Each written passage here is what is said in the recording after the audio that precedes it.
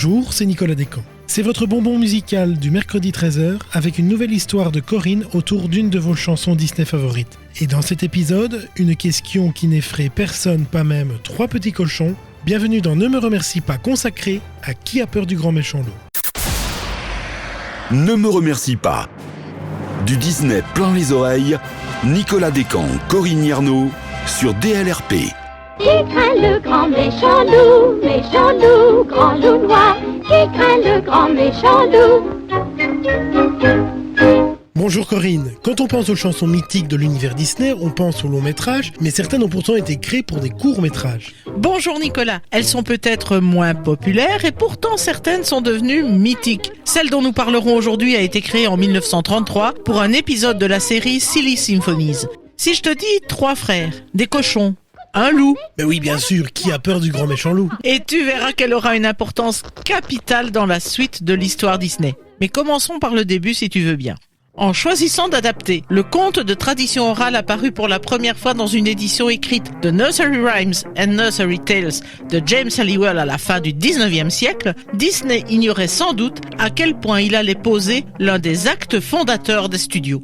Comme toujours, les studios allaient adapter l'histoire afin de répondre au code disneyen. Pas question de voir 2 des petits cochons dévorés par le loup, ni de voir l'infâme canidé rôtir dans la cheminée. C'est la concession que devra faire le réalisateur Burt Gillett devant le papa de Mickey s'il voulait garder les 3 porcelets. Walt avait voulu n'en conserver que 2, sans doute parce qu'il trouvait une répétition de l'intrigue un peu trop longue. Oui, justement, la fameuse chanson Qui a peur du grand méchant loup aurait moins bien fonctionné sans les 2 frères qui le narguent. Et à qui la doit-on, cette chanson mythique? Eh bien, à l'un des compositeurs fétiches des studios, Frank Churchill. Lui qui jusque-là joue du piano dans de petites salles décide en 1924 de tenter sa chance à Hollywood. 6 années plus tard, il fait la connaissance de Walt Disney en recherche d'un compositeur. Mickey et les Silly Symphonies ont de plus en plus de succès et le compositeur attitré Carl Stalling vient de partir à la concurrence. Il n'est d'ailleurs pas le seul à avoir déserté, puisque Ub Iwerks, l'animateur vedette, a également quitté les studios. On aurait pu penser que la perte de 2 collaborateurs essentiels aurait porté un coup fatal à la compagnie. Eh bien, c'était sans compter sur la faculté de Walt de rebondir dans les situations les plus difficiles.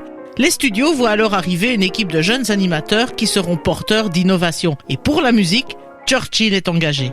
Au départ, il s'agit de lui confier les enregistrements des musiques, mais il montre très vite un talent d'écriture et il est alors intégré à l'équipe de production des cartoons. Avec Churchill, Disney développe sa propre musique et n'utilise plus d'œuvres extérieures. Son talent sera particulièrement reconnu dans son travail sur les Silly Symphonies. Bref, sous l'impulsion des nouveautés, les Silly Symphonies évoluent alors dans une orientation qui n'était pas celle prévue à l'origine, mais qui conduisent à de petites pépites. Et parmi ces petites pépites, celle des 3 petits cochons par exemple. Un cartoon somme toute assez simple, puisqu'il n'y a que 4 personnages. Et pourtant, ces personnages sont très aboutis. Et cela sera salué. Les studios ont réussi à les personnaliser très précisément. 3 petits cochons. L'un très travailleur, en salopette. Les 2 autres plus frivoles, en costume fantaisiste. Et puis, le méchant, très rude. Cette personnalisation est saluée par la critique pour son côté novateur, ce qui sera un élément du succès du film. Et puis il y a ce moment de la chanson des 2 frères et leur insouciante arrogance. Frank Churchill va donc écrire Qui a peur du grand méchant loup et qui deviendra presque un hymne à lui tout seul.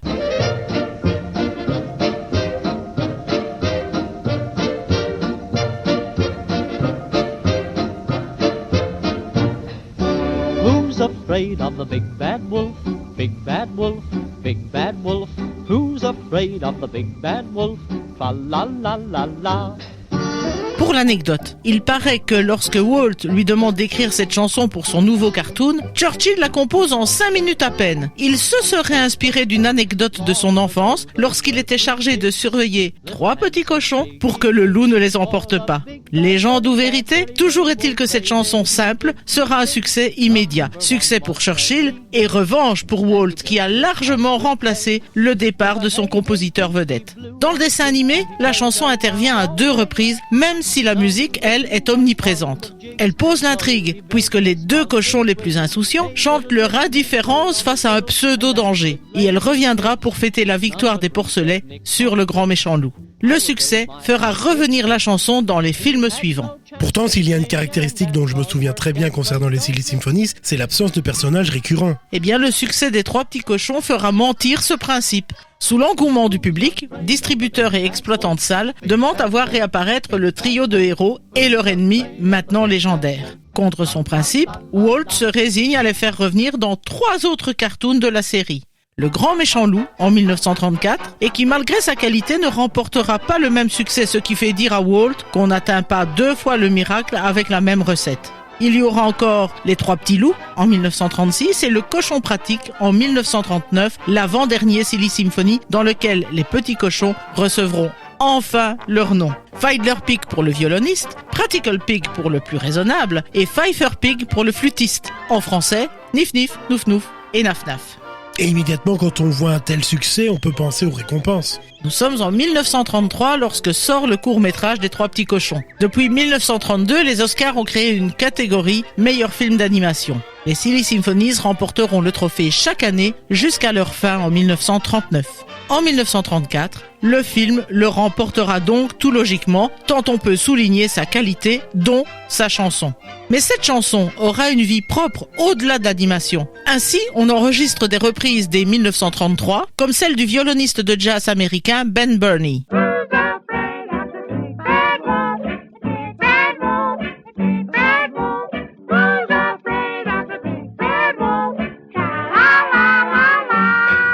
Et dans le jazz, comment passer sous silence le génialissime Duke Ellington?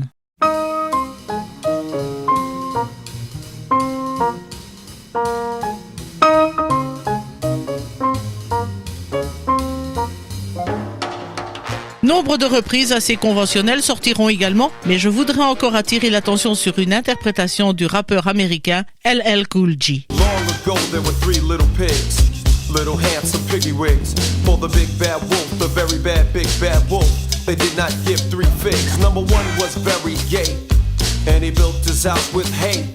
With a root toot toot, he played on his flute, and he played around all day. And I said, voilà qui montre que la chanson a largement dépassé le cartoon, elle qui avait presque sonné la fin des Silly Symphonies en 1939.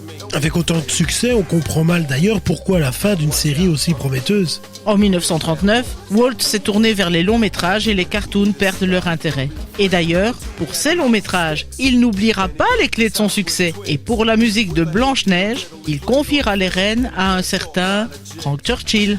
Un jour mon prince viendra, après un grand méchant loup, voilà qui montre le talent du compositeur. Merci Corinne de nous avoir ramenés en enfance pour ce Ne me remercie pas. Et quant à vous d'ailleurs, n'oubliez pas que vous pouvez retrouver l'intégralité de cet épisode sur notre radio, sur dlrp.fr et en vous abonnant à notre podcast sur votre plateforme favorite. À bientôt Corinne. À bientôt Nicolas. Qui